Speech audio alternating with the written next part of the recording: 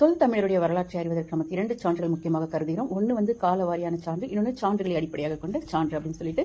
காலவாரியம் அப்படின்னு பார்க்கும்போது பார்த்தீங்கன்னா, வரலாற்றுக்கு முற்பட்ட காலம், சங்க காலம், பல்லவர் காலம், சோழர் காலம், பாண்டியர் காலம், நாயக்கர் காலம், ஐரோப்பியர் காலம், இக்காலம் என அதாவது 6 வகைகளாக பிரிக்கப்பட்டுள்ளன. அப்போ வரலாற்று மூலங்களின் அடிப்படையில் பார்த்தீங்கன்னா, புதைப்பொருள், இலக்கியம், மொழியியல், கல்வெட்டுகள், செப்பேடுகள், நாணயங்கள், வெளிநாட்டார் பயண குறிப்புகள், அயல்நாட்டு அரசு ஆவணங்கள், கடிதங்கள், நாட்குறிப்புகள் இவற்றின் அடிப்படையில் வைத்து நாம் தொல் தமிழுடைய வரலாற்றினை அறிவோம்.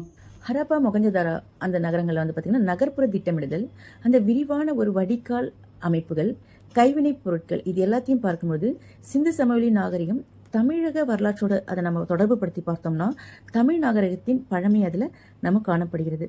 அதே மாதிரி பார்த்தீங்கன்னா பழைய கற்கால கருவிகள், புதிய கற்கால கருவிகள் அப்படின்னு கண்டெடுக்கப்பட்டன நிறைய இடங்களில் தமிழகத்தில்.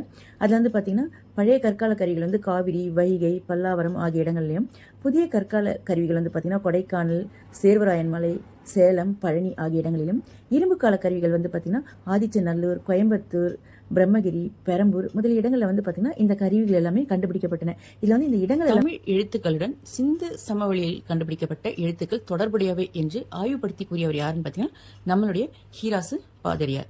ஓகே, ஒரு வரலாற்றை வந்து அறிய துணை நிற்கும் இலக்கியத்தை வந்து பார்த்தீங்கன்னா நம்ம 2 வகையாக பிரிக்கிறோம். ஒன்று வந்து பார்த்தீங்கன்னா சமுதாய பின்னணி, மற்றொன்று வந்து பார்த்தீங்கன்னா அரசியல் பின்னணி. சமுதாய பின்னணியை மையமாக கொண்ட இலக்கியம் என்ன அப்படின்னு சொல்லி நம்ம பார்த்தோம்னா தொல்காப்பியம், 10 பாட்டு, 8 தொகை ஆகிய இலக்கியங்கள் வந்து பார்த்தீங்கன்னா பெரும் சான்றாக நமக்கு கிடைக்கிறது. அப்போ அரசியல் பின்னணியை மையமாக கொண்ட இலக்கியங்கள் என்ன அப்படின்னு பார்த்தோம்னா சிலப்பதிகாரம், கலிங்கத்து பரணி, மூவருலா, பிள்ளைத்தமிழ், பெரிய புராணம், இது எல்லாமே பார்த்தீங்கன்னா அரசியல் பின்னணியை மையமாக கொண்ட இலக்கியம்.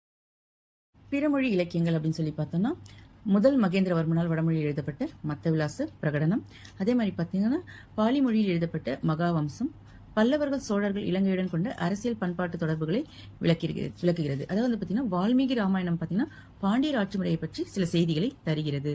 வரலாற்றை தொகுக்க உதவும் மிகப்பெரிய சான்று வந்து பார்த்தீங்கன்னா கல்வெட்டுகள். இந்த கல்வெட்டுகள் யாருடைய காலத்தில் ஆரம்பிக்குது அப்படின்னு சொல்லி பார்த்தோம்னா பல்லவர் காலத்தில் தான் தொடங்குகிறது. நடுக்கல் வடிவத்தில் அமைந்த கல்வெட்டை பற்றி சங்க இலக்கியம் பேசுகிறது. இதுல என்ன அப்படின்னு பார்த்தீங்கன்னா போர்க்களத்தில் இறந்த வீரனுடைய பெயரும் அவனுடைய பெருமையும் அந்த நடுக்கல்ல எழுத வழக்கம் வந்து பார்த்தீங்கன்னா காணப்பட்டிருக்கு. அப்போ கல்வெட்டு பற்றிய செய்திகள் எந்தெந்த நூலில் இடம்பெற்றிருக்கு அப்படின்னு பார்த்தோம்னா தொல்காப்பியம், புறநானூறு, அகநானூறு, மலைப்படுகடாம், பட்டினப்பாலை போன்ற நூல்களில் கல்வெட்டுகள் பற்றிய செய்திகள் காணப்படுகிறது. அப்போ எங்க அதிக அளவில் கல்வெட்டு இருக்குன்னா நம்ம இந்தியாவில் தான் கல்வெட்டு அதிகமாக இருக்கு. அதுவும் தமிழ்நாட்டில் வந்து பார்த்தீங்கன்னா 30,000க்கும் மேற்பட்ட கல்வெட்டுகள் வந்து இன்னும் பாதிக்கப்படாமல் அப்படியே இருக்கு அப்படின்னு சொல்லிட்டு. அதுக்கப்புறம் வந்து பார்த்தீங்கன்னா எந்தெந்த இடத்துல கிடைக்குது அப்படின்னு பார்த்தோம்னா அழகர்மலை, கழுகுமலை, திருப்பரங்குன்றம், யானைமலை, திருச்சி மாவட்டம், புதுக்கோட்டை மாவட்டத்தில் குடுமியான்மலை, சித்தன்னவாசல், பிள்ளையார்பட்டி, மண்டகப்பட்டு ஆகிய இடங்கள்ல கல்வெட்டு இருக்கு. இந்த கல்வெட்டு எந்த அமைப்புல இருக்கு அப்படின்னு சொல்லி நம்ம பார்த்தோம்னா இந்த கல்வெட்டு வந்து 5 பகுதிகளாக பிரிக்கிறாங்க. இந்த கல்வெட்டோட ஆரம்பத்துல வந்து பாத்தீங்கன்னா மங்கள வாசகம் இருக்கும், அதுக்கு கீழே இறை வணக்கம் இருக்கும். கல்வெட்டை பொறித்த அரசன், அதாவது யார் அந்த கல்வெட்டை பொறிச்சாங்க அப்படின்ட்டு அந்த அரசனுடைய பெயர், அந்த அரசனுக்கு முன்னோர்கள் வாழ்ந்த முன்னோர்களை பற்றிய பெயர்களும், அந்த கல்வெட்டு எந்த காலத்துல எழுதப்பட்டது, அரசு எழுதிய பெருமைகள், அவர் என்னென்ன சிறப்பான செயல்களை செய்தார், அதுக்கப்புறம் அவருடைய முகப்புரை, என்ன கொடையாக கொடுத்தார், இது எல்லாமே பார்த்தீங்கன்னா கல்வெட்டுல காணப்படும். இந்த கல்வெட்டுகளில் வந்து பார்த்தீங்கன்னா மெய்கீர்த்திகள் அப்படின்ற பொறிக்கின்ற ஒரு வழக்கத்தை வந்து முதல்ல கொண்டு வந்தவர் ராஜராஜ சோழன். என்ன அப்படின்னு பார்த்தோம்னா இந்த கல்வெட்டோட தொடக்கத்தில் மெய்கீர்த்திகள் இடம்பெறும். அதில் என்ன பார்க்குறோம், அரசன் பெற்ற வெற்றிகளையும் அவனுடைய கொடை சிறப்புகளையும் நாம் அதில் பார்க்குறோம். சோழர்களுக்கு அடுத்ததாக வந்த பிற்கால பாண்டியர்களும் வந்து பார்த்தீங்கன்னா கல்வெட்டுகளில் மெய்கீர்த்திகளை பழக்கத்தை கொண்டுள்ளனர் என்பதை காண முடிகிறது. அடுத்ததாக நாம செப்பேடுகளை பார்க்கிறோம். அதாவது செப்பு தகடுல அரசனுடைய முத்திரையுடன் அந்த மன்னன் என்ன மானியம் அளித்தான், கொடை அளித்தான், அவர் என்னென்ன சிறப்புகள் பெற்றிருக்கிறார் அப்படின்னு சொல்லிட்டு வெளியிடப்பட்டவை தான் செப்பேடுகள் சொல்லுவாங்க. இந்த செப்பேடுகள் எங்க கிடைக்குது அப்படின்னு சொல்லி பார்த்தோம்னா உத்திரமேரூர், கரந்தை, சின்னமனூர், திருவாலங்காடு, வேள்விக்குடி இந்த இடத்துல கிடைச்ச செப்பேடுகள் மிகவும் முக்கியத்துவம் வாய்ந்த வரலாற்று சான்றுகளாக காணப்படுகிறது. அதே மாதிரி பார்த்தீங்கன்னா பல்லவர்கள் வந்து 11 செப்பேடுகளை வெளியிட்டதாக கூறுகிறார்கள். சோழர்களுடைய வரலாற்றை எடுத்துரைக்கும் செப்பேடுகளில் மிக முக்கியமானது திருவாலங்காட்டு செப்பேடு, மிக மிக பெரியது என்று கூறுகிறார்கள். அதே மாதிரி பாண்டியனுடைய வரலாற்றை அறிவதற்கு வேள்விக்குடி, சின்னமனூர், சீவகமங்கலம், தளவாய் ஆகிய 4 செப்பேடுகளில் அவருடைய வரலாற்றினுடைய பெரும்பகுதி அடங்கியுள்ளதாக அமைகிறது.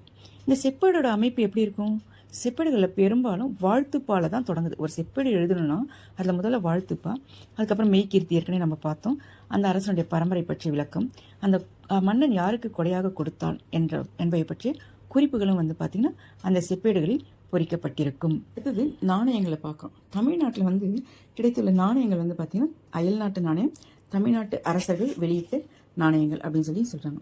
அப்போது இந்த நாணயங்கள் எங்கே கிடைச்சிது? அரிக்கமேடு, கோவை, சேலம், திருநெல்வேலி இந்த இடங்கள்லாம் அகழ்வாராய்ச்சி செய்யும் பொழுது ரோமபுரி நாணயங்கள் கண்டெடுக்கப்பட்டன.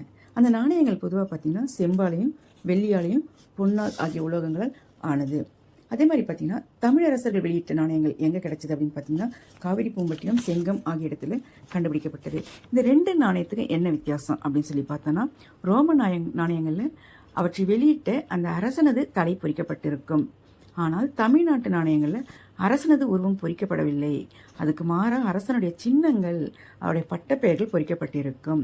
அதாவது உதாரணமாக காவிரி பூம்பட்டினத்தில் கண்டெடுக்கப்பட்ட சோழ நாணயங்களில் புலிச்சின்னம் பொறிக்கப்பட்டுள்ளதாக சொல்லப்படுகிறது.